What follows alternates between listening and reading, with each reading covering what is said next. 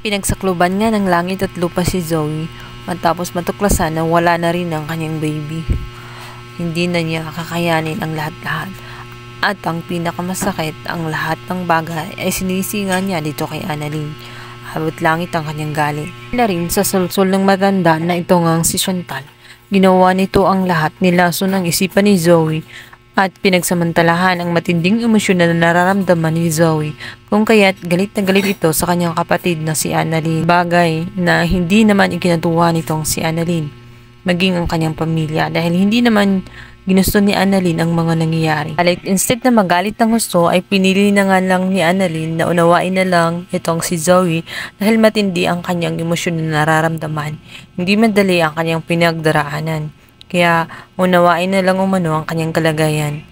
Mahirap sa kanya dahil kamamatay nga lang ni Moira, ngayon ay patay na nga si Dax, maging ang kanyang anak ay wala na rin.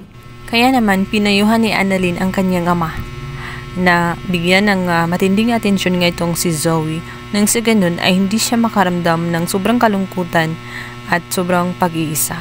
Dahil sa dami na nangyari sa kanya, mahirapan siya na agad-agad makarecover, kung kaya't kailangan nga niya ng suporta ng isang pamilya.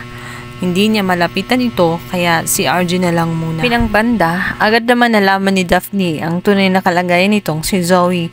Agad din niyang binalita sa kanyang amo na ito nga si Chantal, na patay na nga ang dinadalang baby nitong si Zoe. Kaya naman ang matanda ay tela nabunutan na nga ng tinik dahil nawala na ang problema na kanyang pinapasan. Sapagkat hindi na kailangan itong si Doc Zebra. Hindi na niya kailangan ang kanyang presensya sapagkat alam na rin ng lahat. Hindi niya anak ang dinadalang bata ni Zoe, kung kaya't hindi na siya kailangan. Ito na ang pagkakataon na maging out of the picture na nga itong si Doc Zebra. At iurong na niya ang kanilang napagkasunduan na maging ama siya at pananagutan niya ang bata nitong si Zoe dahil wala nang saysay at wala na rin ito.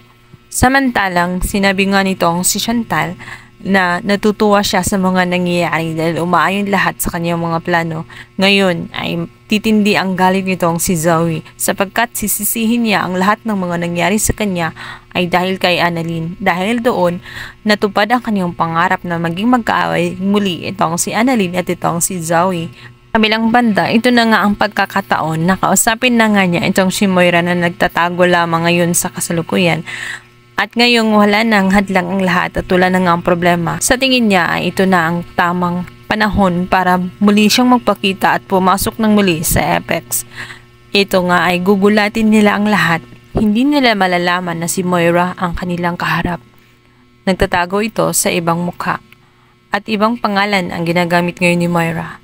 Ipapalabas kasi nila na kapatid yun ni Moira, ngunit si Moira talaga yun. Mananatili itong si Morgan.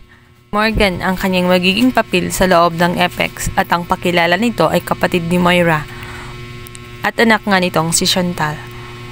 Dito ay palihim nga nagkikilos itong si Moira bilang paghiganti sa nangyari sa kanyang buhay, maging sa kanyang anak na si Zoe. Kaya guys, pakabangan natin ang bagong mukha nga nitong si Moira at ano na namang pasabog ang kanyang gagawin sa loob ng Apex. Thank you for watching. Please don't forget to like and subscribe my YouTube channel.